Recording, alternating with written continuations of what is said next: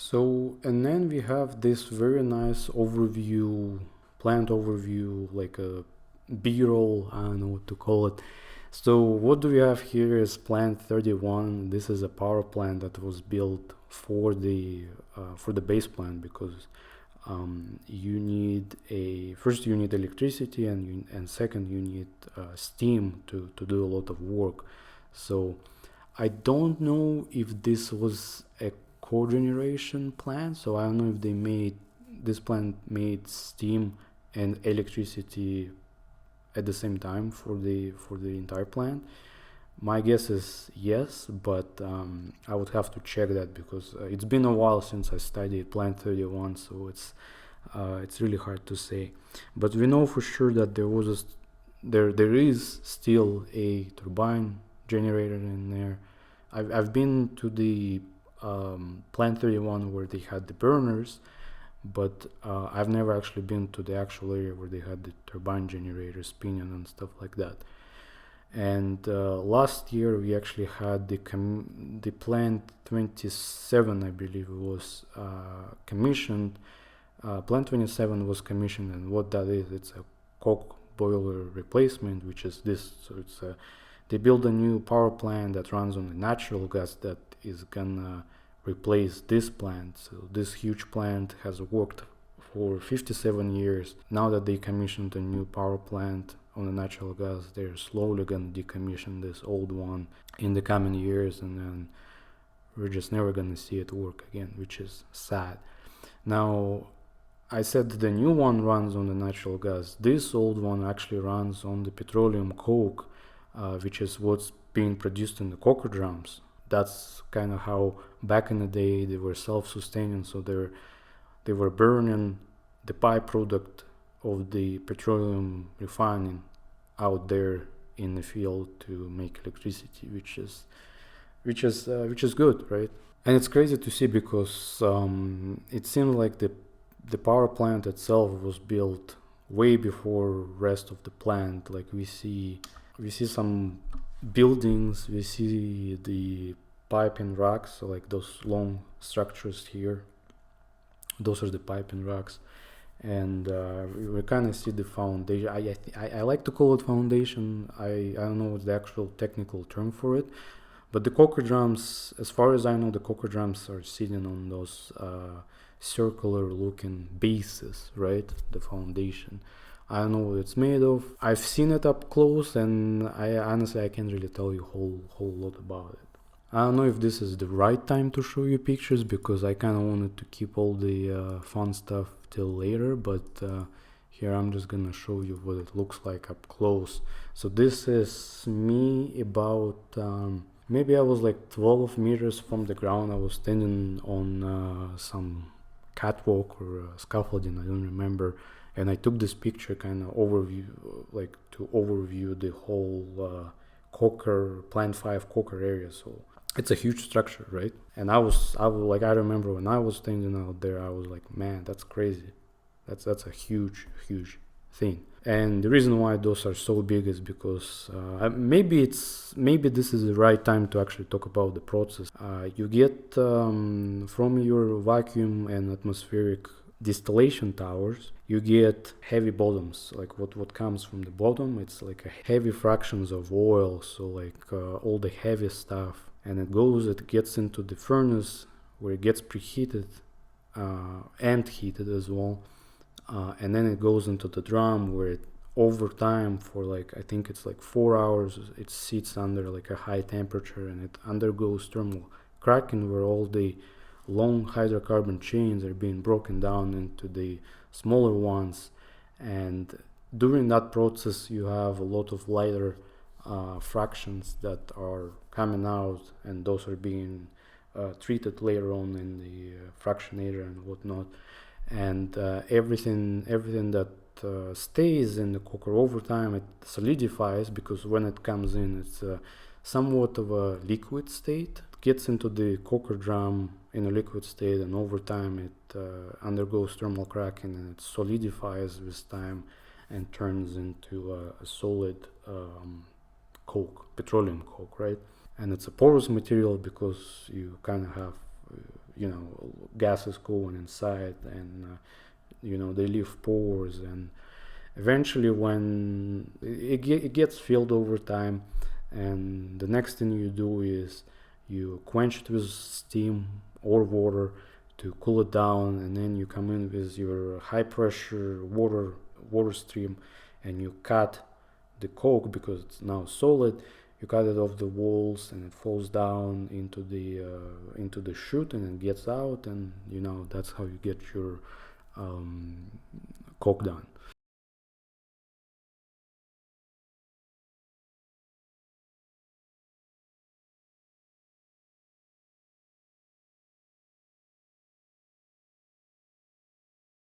What else is there to say? So that's why it's a big structure, because first of all, you want to get it's the economy of scale, where you want to get a lot of stuff done inside like a big vessel with in large quantities, large amounts, and then to actually support the high pressure water hoses and jets and all the equipment, you actually have to have that another extension on top of the drums, the structure over there to support all the equipment. So that's why they're coker towers, right?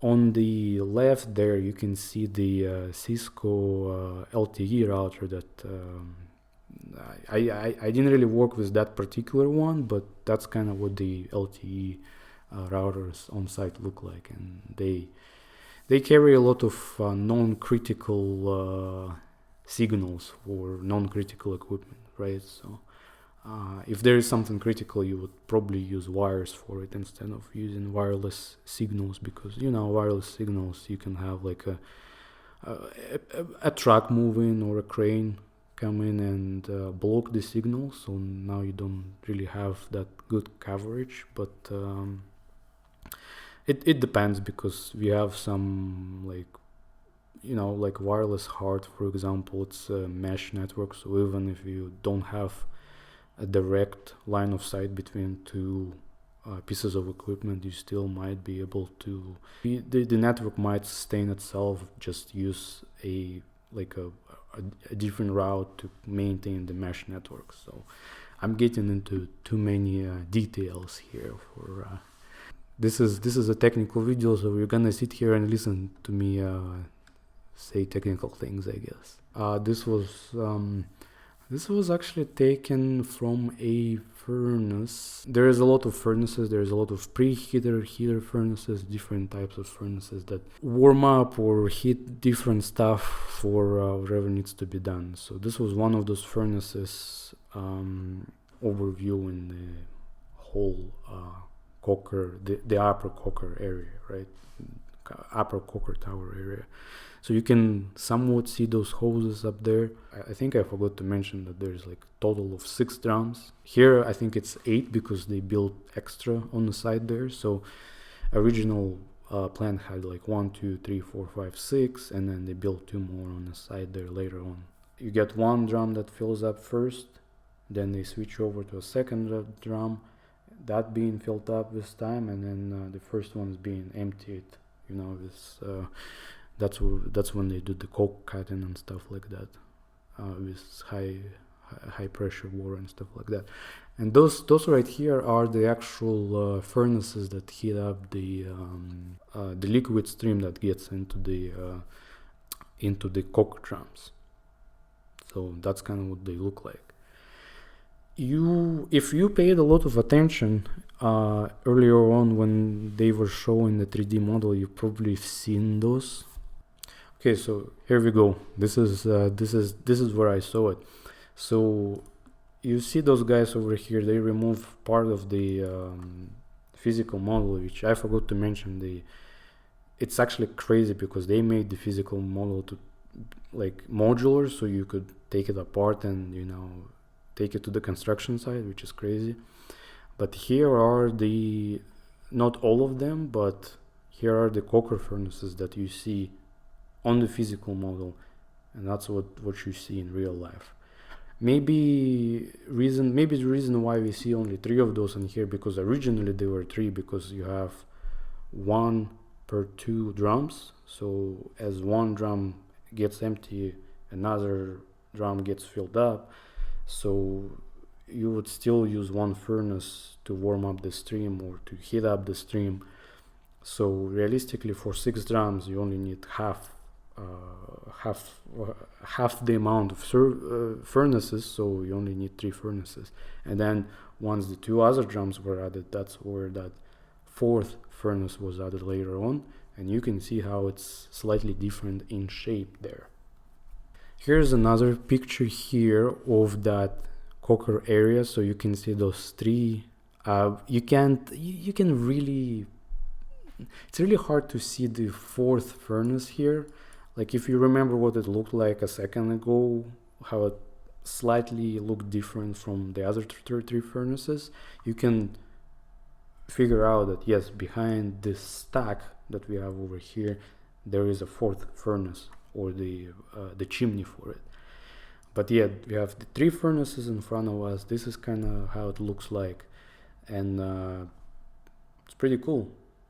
Of course, it used to look a lot more clean back in the day, but 58 years. Just like another day, somebody told me that we're all guests in this world. What that means is that we're only here for a short amount of time, and that's our life in this world. So same goes for the pieces of equipment as well. Where am I going with this is that in 58 years, equipment just gets all dirty and used up, and hence is the reason why they actually were replacing coker drums this year, is because it's been so long that the drums themselves over time got, from what I know, the actual drums got deformed this time, because it's a constant it's constantly under the stress of heat, the change in temperature. So like first you get as it fills up, it's at the high temperature. I don't remember where it is. Before it gets emptied, it has to be quenched. So it's quenched with steam or water, which is lower temperature. So you constantly get this temperature changes every 4 hours or however many hours happening. Of course, you get the deformation of the drum walls over time. From what I know, I've never been up on top the steel structures where that houses the or that supports the high pressure water equipment. But from what I know, there've been some pretty big cracks in steel. So meaning that the actual structure itself over time also got damaged. The load bearing structure, that is. So there's so many reasons why it had to be replaced, and it's a good thing to see that, because we don't see big pieces of equipment getting replaced very often. Like, of course, there's maintenance that takes place in the plant all the time. Like, for example, I've participated in a few of the projects where they were replacing pipes. There are some places where they replace pipes every 5 years. There are some places they replace pipes every 10, 20 years.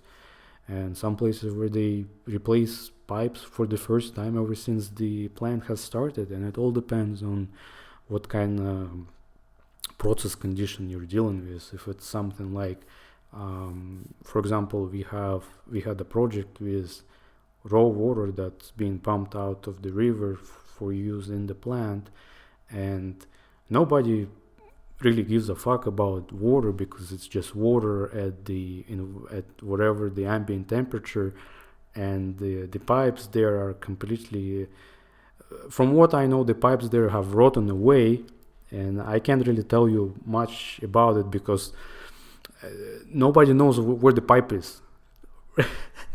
It's a very interesting situation.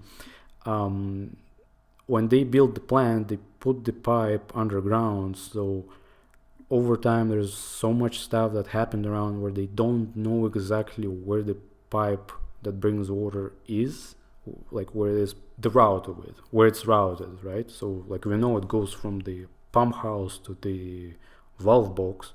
They don't know where exactly to dig for it, to look for it. And from what people say, it's also in really bad condition because the pipe itself was built out of carbon steel, and it's been underground for 58 years, and you can't really look for leaks in the piping, because where the pipe goes there's a lot of pond areas. We can kind of see what I'm talking about. So get this right here, right next to the river, is the river water pump house, and it goes from there to the plant, and there's like a valve box building right here, like this little building over here. And the pipe itself probably goes somewhere along this road here, but there's a lot of different ponds where the water settles on the sides, and if there is a leak in the pipe, you probably wouldn't really know about it unless it creates like a sinkhole or maybe leaks somewhere else. And what there used to be two pipelines running from the pump house. One of them they replaced with high density poly. What's the HDPE stands for? High density poly ethylene. I don't remember. I'm forgetting everything I learned in my life. But yeah, like this, there's this black line, which is it's made of the black plastic essentially, high density plastic that is. There's this black line. That's one of the lines, one of the new lines that were installed to replace one of the older ones. Instead of digging or instead of burying it underground, they just lay it on top, and because it's a plastic pipe, it can contract and expand with time, just like any other pipe, right, for the long distances. So they actually used concrete blocks to kind of hold it in place, and then you see those concrete blocks every once in a while, and then they build like a little, I wouldn't say it's a bridge, it's more like a ramp. Like it's not something where you can stand, it's just support that goes over the pond, because this over here and this over here is like one pond.